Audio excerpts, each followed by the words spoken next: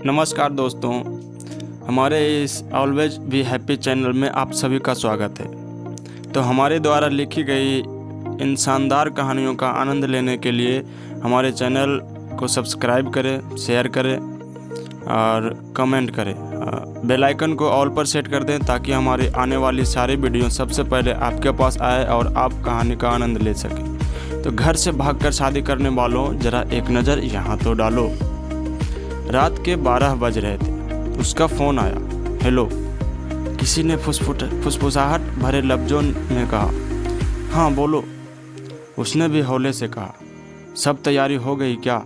सुबह 4 बजे की बस है।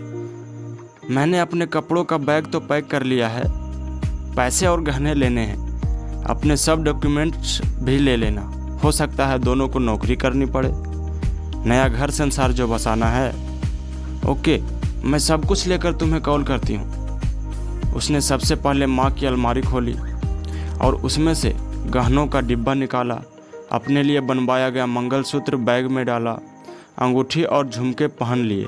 चूड़ियों का डिब्बा उठाकर बैग में डाल रही थी कि माँ की तस्वीर नीचे गिर पड़ी।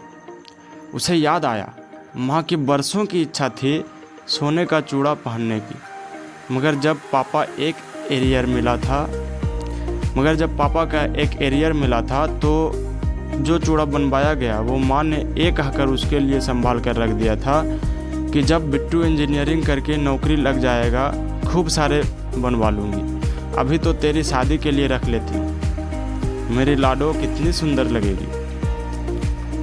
उसने तस्वीर वापस अलमारी में रखी और चूड़ा बैग में रख लिया। अब बारी थी नकदी की। घर में 75,000 रुपये पड़े थे।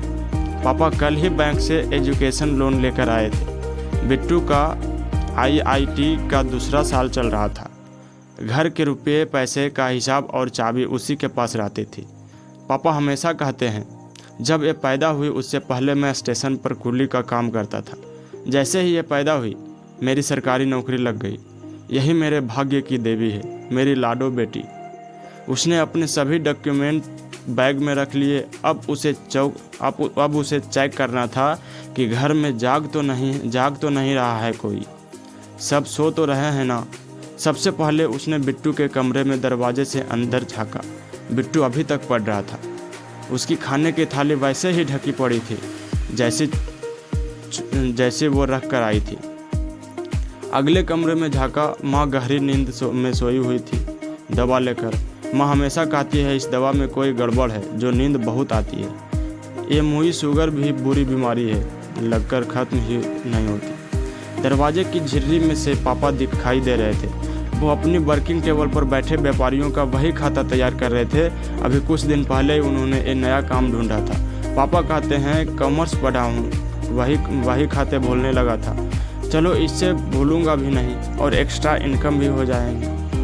सब अपने काम में व्यस्त थे। वो अपने कमरे में आई और उसे फ़ोन लगाया। सब रास्ते साफ हैं, सब अपने काम में लगे हैं। मैं चुपचाप घर से बाहर निकलूँगी, उससे पहले फ़ोन करके बता दूँगी। अच्छा, तुमने गहने और पैसे ले लिए ना?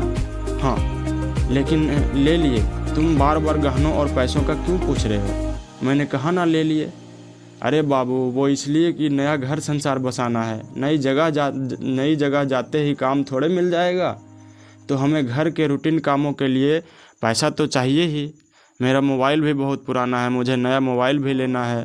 और फिर मैं कोई ना कोई नौकरी पकड़ लूँगा जिससे हम आराम से ज़िंदगी गुजारेंगे। सुनो, एक बात पूछूं? क्या तुम में इतनी हिम्मत नहीं कि मुझे कमाकर अपने पैसे से रख सको, खाना खिला सको? ऐसी बात नहीं बाबू, तुम बिन रहा नहीं जाता।